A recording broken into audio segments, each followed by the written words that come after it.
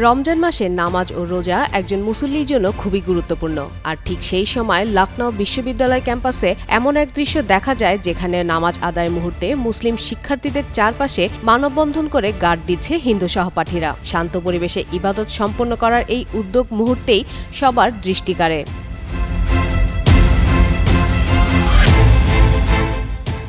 সম্প্রতি ভারতের উত্তরপ্রদেশের লখনউ বিশ্ববিদ্যালয় ক্যাম্পাসে মুসলিম শিক্ষার্থীদের খোলা জায়গায় নামাজ আদায় করতে দেখা যায়। সেই সময় কয়েকজন হিন্দু শিক্ষার্থী মানববন্ধন তৈরি করে তাদের চারপাশে দাঁড়িয়ে থাকেন যাতে কোনো বিশৃঙ্খলা না ঘটে। নামাজ শেষে সেখানে একসঙ্গে তারা ইফতারিও করেন। এই দৃশ্য সামাজিক যোগাযোগ মাধ্যমে ছড়িয়ে পড়লে ব্যাপক আলোচনার জন্ম দেয় নেট দুনিয়ায়।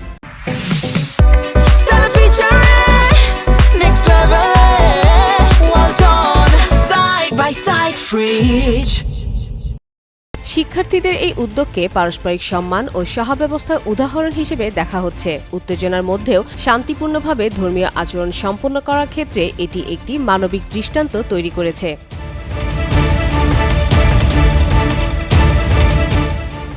এই পরিস্থিতির সূত্রপাত হয় বিশ্ববিদ্যালয় চত্বরে অবস্থিত মুঘল আমলের ঐতিহাসিক ভবন লাল বারাদারিকে ঘিরে। বিশ্ববিদ্যালয় প্রশাসন সেখানে বেড়ি দিতে শুরু করলে শিক্ষার্থীদের একাংশ দাবি করে ভবনটির একটি হল এতদিন নামাজের জন্য ব্যবহার করা হতো। তবে প্রশাসন এই দাবি অস্বীকার করে জানায় সেখানে কোনো মসজিদ ছিল না।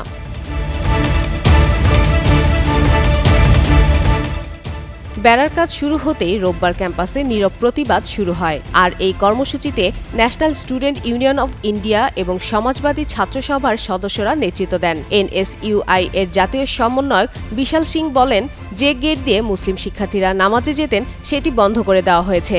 তারা হলটি পুনরায় খোলা ও ভবন সংস্কারের দাবি জানান এবং আর্কিওলজিক্যাল সার্ভে অফ ইন্ডিয়ার মাধ্যমে পরিদর্শনের দাবি তোলেন।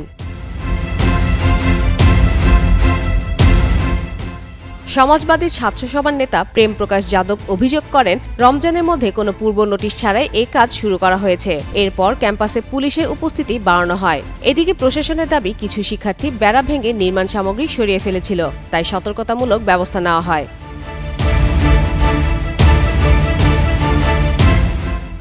যদিও বিশ্ববিদ্যালয়ের রেজিস্ট্রার বলেন, লাল বারাদারির ভেতরে কোনো নামাজ পড়ার তথ্য প্রশাসনের জানা নেই। 2017-18 সালেই ভবনটির অবস্থা খারাপ হওয়ায় সেখানে থাকা ব্যাংক ও ক্যান্টিন বন্ধ করে দেওয়া হয় এবং সব কার্যক্রম অন্যত্র সরানো হয়।